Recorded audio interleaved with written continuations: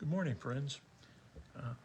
I had the privilege last night of speaking with a class of our local police department Citizens Academy. I was asked to come in and talk about the chaplaincy so they understood that there was one, first of all, and what they did, who we are, and was also asked to speak on the subject of trauma following a critical incident. We're talking about really trauma reaction and how you go about dealing with that afterwards. We went a little bit into some of the more formal methodologies of dealing with trauma after an incident. And while this particular class focused more on major incidents, like mass casualty events, the same basic principles apply when you're talking about personal trauma. And that can be anything from a betrayal to an accident, losing a loved one, or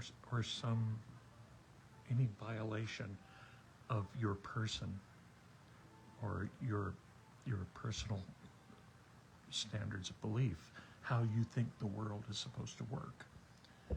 And when how you think the world is supposed to work is violated, it can be traumatic. And put very simply and very high level, we are not simple creatures. We have multiple aspects to our personhood. We have a mental, for that we go to school. We have a physical, for that we work out, take walks, go to the gym, whatever we do to try to keep our body moving. But there's a spiritual as well, and the spiritual can get hurt as well. And when it does, we begin to question everything. The meaning of the universe. Is there God? Where is God in this? I'm here to tell you, God is there. He's standing right beside you, waiting for you. But there are things you can look for in your friends, in yourself. Are you isolating yourself? Are you building walls and saying, no, I can do this myself. I don't need anybody. I don't want anybody. Leave me alone. That's not a good sign. Are you self-medicating with whatever drug that might be? It could be alcohol, it could be drugs, it could be illicit affairs, it could be any number of things. And what you're doing is looking for something that's not in your life. You're looking for a way to quiet the noise in your head about what's wrong with the world.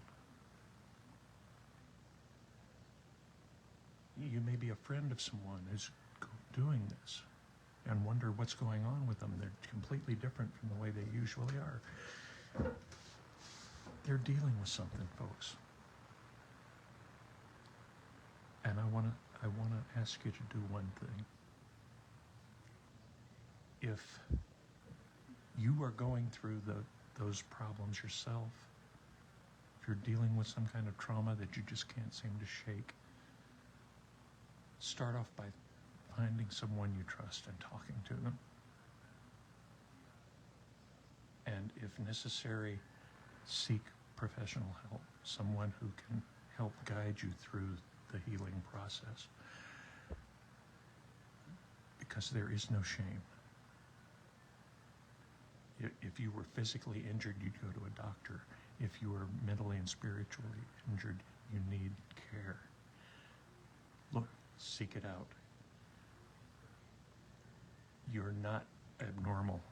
You are having a normal reaction to an abnormal event. if you're a friend of someone who's going through these kinds of things, and they happen to open up and ask you to listen to their story, listen. Don't try to fix their problem. Just listen. Sometimes that's enough. And in that one small act of friendship, you could save a life. Now, I wouldn't be doing my job if I didn't share at least a verse of scripture with you. So, this is about being that friend. And it's Galatians 6:2. Bear one another's burdens, and in this way you will fulfill the law of Christ. That's your calling, to be a friend, to come alongside those you love, to carry that burden with them. Thanks for listening, friends.